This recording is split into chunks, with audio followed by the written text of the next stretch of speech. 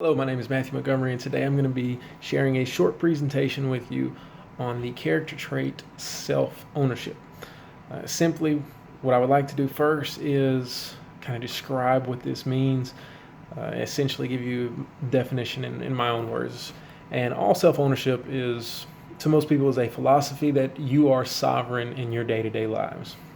For instance, for example, no one can make you do something that you don't want to do.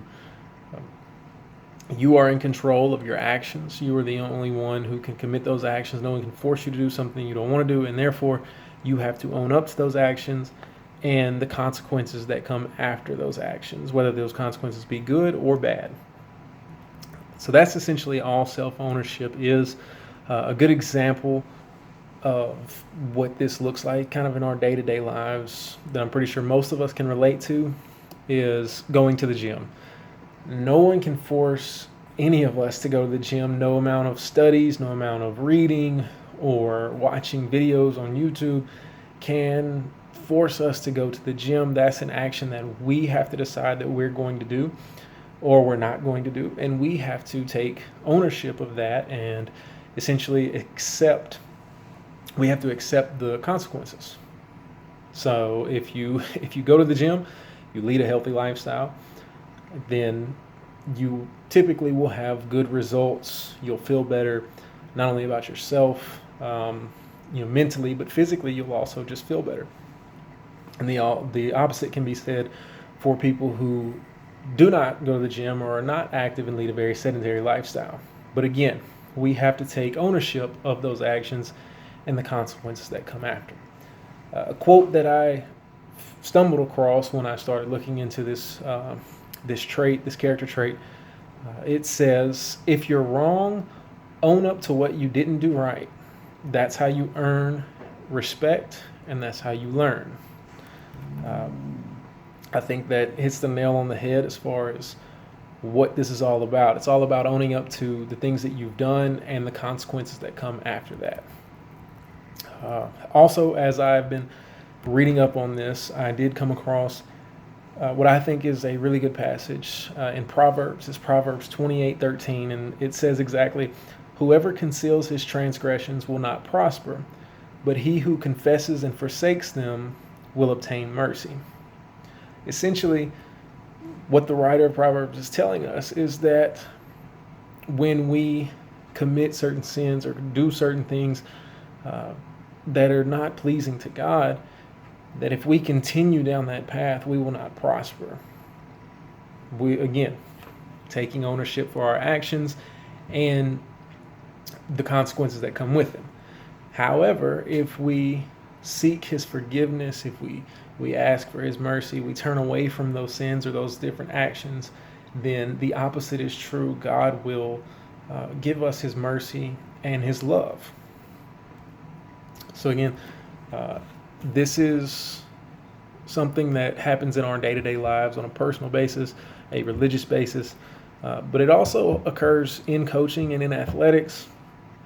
One of the biggest things that I've seen as a coach is that it kind of it shows up many ways, but the two main ways that I see it is, as a coach, I am responsible for my actions when I'm coaching and teaching, when I am leading my players. No other coach can force me to be different. They cannot. Of course, the head coach is going to have his own scheme, his own ideas that typically you have to follow.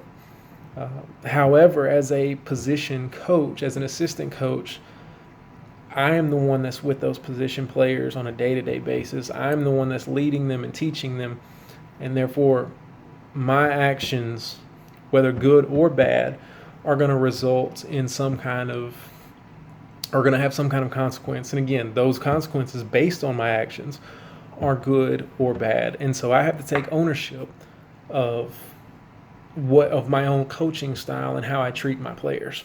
Also, it comes in the form of our athletes taking ownership of their actions both on and off the field.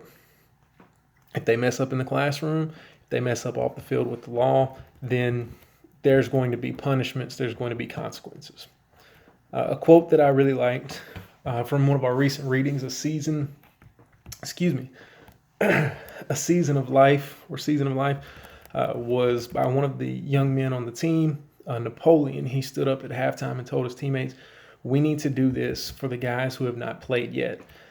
And simply, he was telling his other players that we haven't played to the best of our abilities. We need to step it up because these guys that are underneath us, they're looking to us for direction, for guidance. And if we're not playing to the best of our abilities, they're going to follow in, they're going to follow suit. So again, he was taking ownership of his action and his team's actions as well, and he was trying to adjust those actions to get a different outcome, taking ownership of what he had done as well as the consequences. And I think that by teaching our athletes this trait, we are setting them up for success in life and to be responsible and respectable citizens.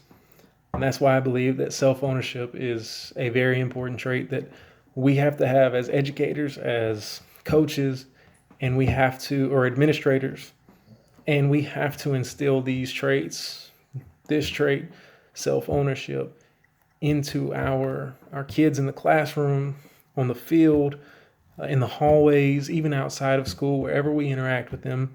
We need to be constantly teaching them and guiding them down this path that they are responsible for their actions and they are responsible for the consequences that come with those.